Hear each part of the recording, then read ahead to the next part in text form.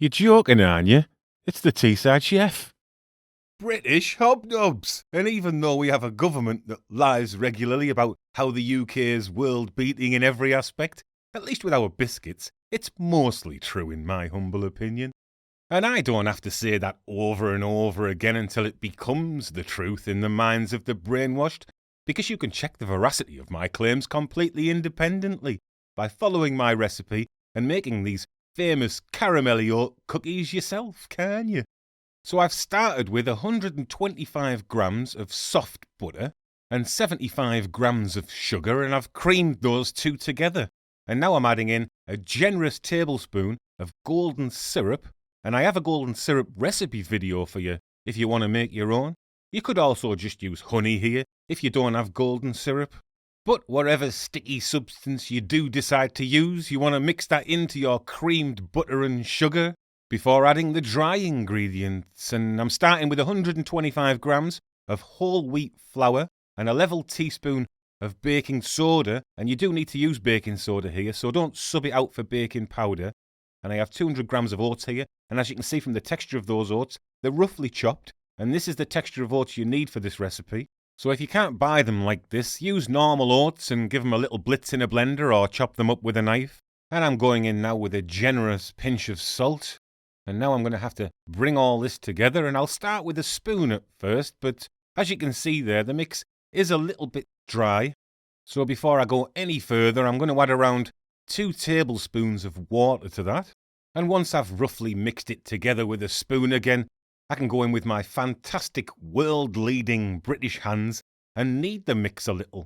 And the mix should come together quite easily at this point, but if you still find that it's a little bit dry, just add a dash more water to it to help bring it together. And as I squeeze the biscuit dough here, you can see that there is very minimal cracking on the edges, and that tells me that I'm out in front and topping the Solar System League table with my cookie dough technique here.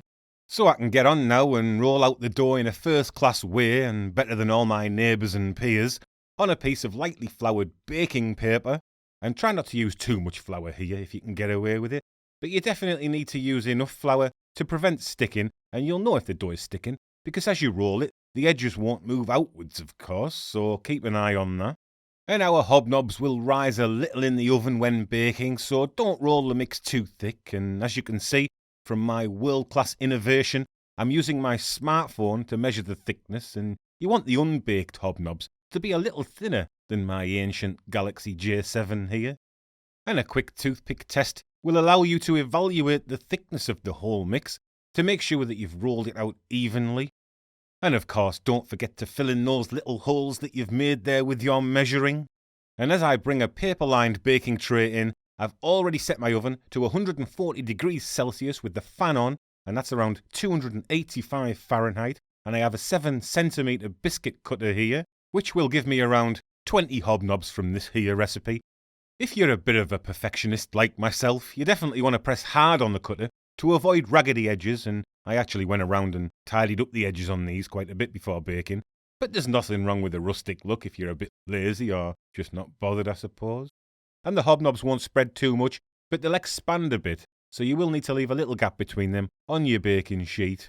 And as I roll out the leftover dough, I have to confess that I couldn't get all these on a standard baking sheet, but you might be able to. I mean, it depends on the size of your baking sheet. And when you do bake them, they'll need around 23 to 25 minutes in your preheated oven, and I like to then turn the oven off and leave them in for a further 10 minutes to really crisp up. And when they come out, make sure to leave them for around 10 minutes to firm up before placing on a grid to cool fully. And the most important thing to look out for when making hobnobs is the change in colour to a deep golden colour rather than the pale colour of a lot of oat cookies, because it's this change of colour that really deepens the signature caramel flavour of hobnobs. And in a world where we're constantly told lies on a daily basis, it's comforting to see that the truth that this recipe works is self-evident from this lovely close-up of the crispy hobnobs snapping in half. But as ever, do your own due diligence and find your own truth by making my world-leading and totally uncorrupt hobnobs recipe. Thanks for watching, everyone. Ta-ra.